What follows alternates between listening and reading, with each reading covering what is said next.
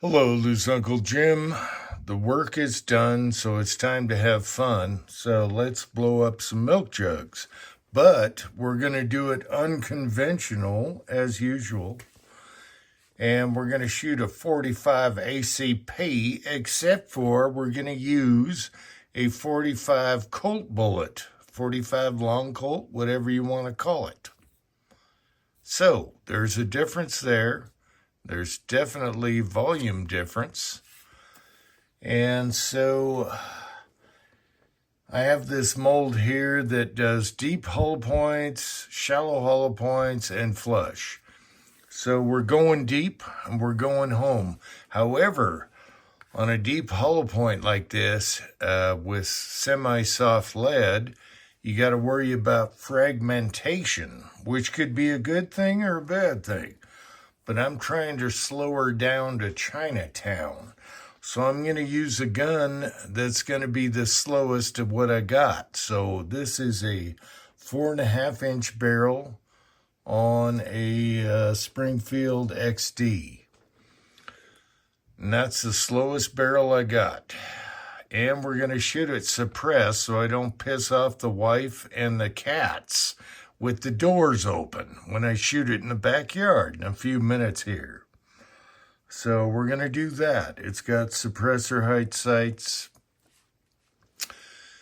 So anyway, I'm kind of worried about over fragmentation, so I'm trying to slow it down the best I can. Maybe the charge is a little much, but I figured since this 45 Colt bullet seats a lot lower than the 45 ACP, I backed down the charge a bit. Maybe I'll take the chronograph out and we'll see. Hopefully I'm in the low 700s to keep this together.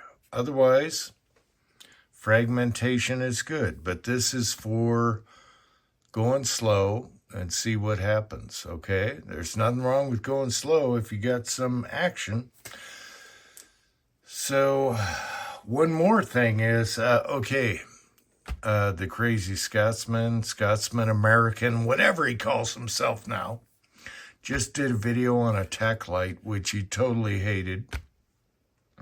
And he doesn't like rechargeable lights. So I got to throw this at him right now, and I know he can take it. So on this gun, I've had this O-light on here, which is an abomination because everyone got free O-lights and gave them super good reviews and all that. Well, we buy our shit, okay?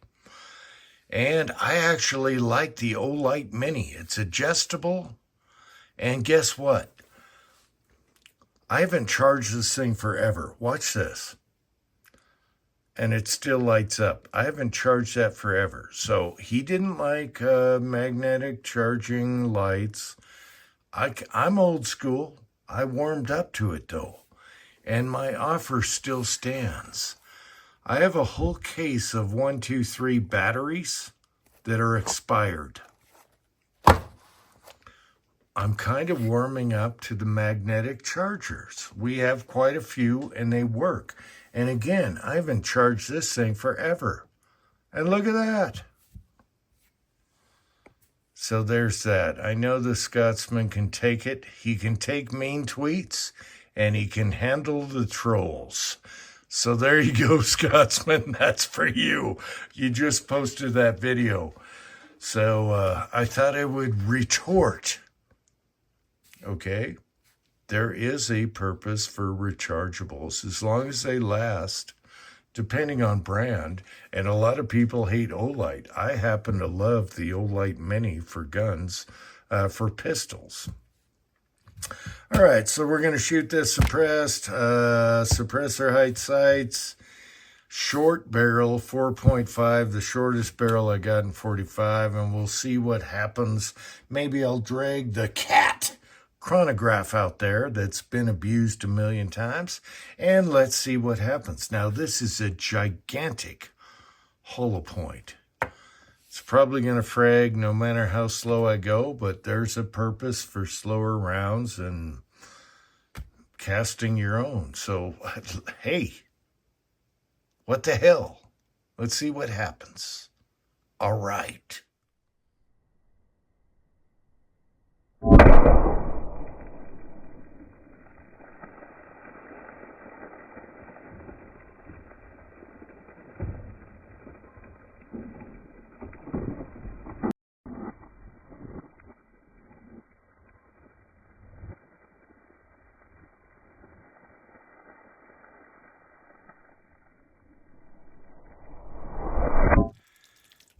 Okay, so that went way faster than I thought. Probably volume that made more pressure and speed. 859 feet per second. Oh my gosh, we're gonna have a fragger. Let's see. Okay, blew the snot out of the first jug, second jug, third jug, and this is scary. The fourth and fifth is actually leaking. This could be bad, but there's nothing leaking out the fifth. Maybe this one? I don't know. All right. Okay, so nothing in the second jug. However, in the third jug, we have fragmentation. If we can focus, we got frag in the third. All right. Okay, kind of strange. There's nothing in four. However, there's something in five, but it looks like cardboard. What the hell? Where's the base? All right, so it's making more sense now. Nothing in jug one. Nothing in jug two. However, jug three has some frag.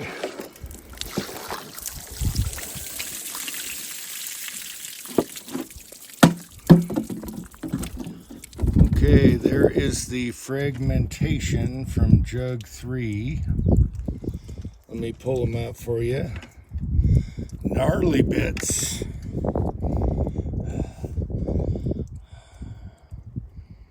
Can we focus? Those are pretty gnarly. That was jug three. However, the core kept going.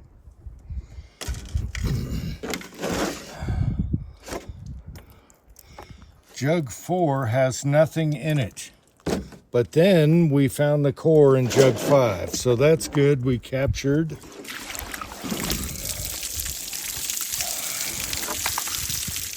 All right. So we captured the core in jug five. That's pretty gnarly if you ask me. We'll bring all this in.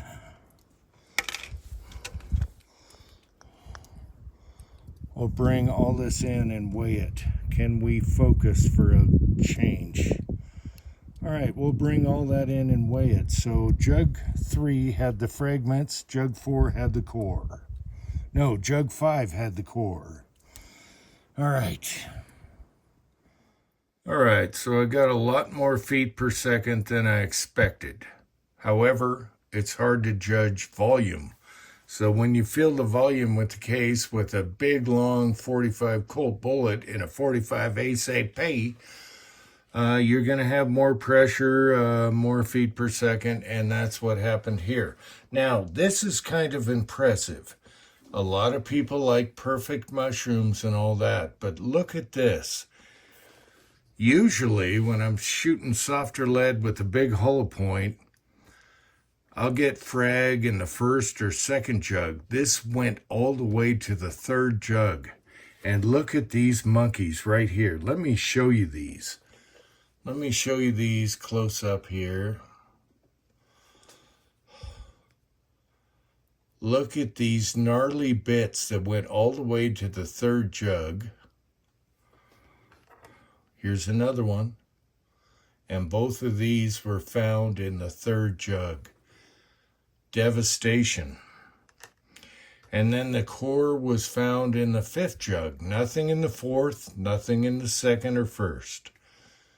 That is pretty awesome. So you guys that love mushrooms, I'm telling you, this is probably more devastating than that.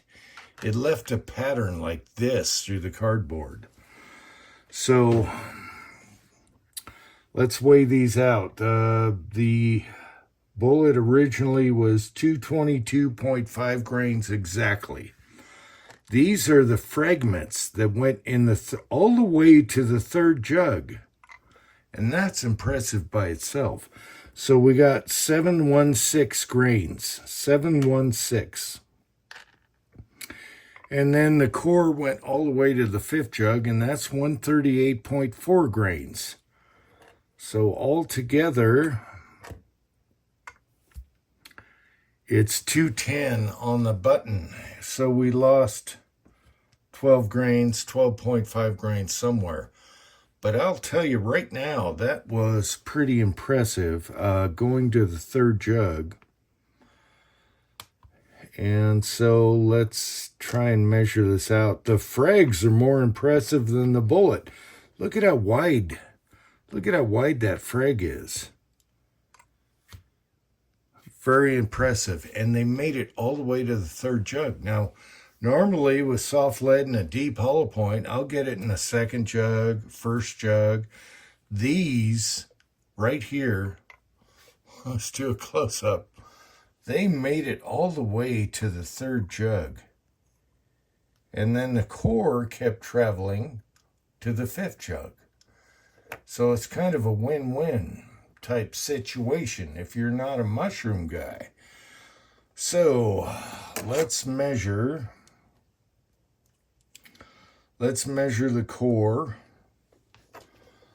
and see what we get here. So the core traveled all the way to the 5th jug, so you got some penetration with it.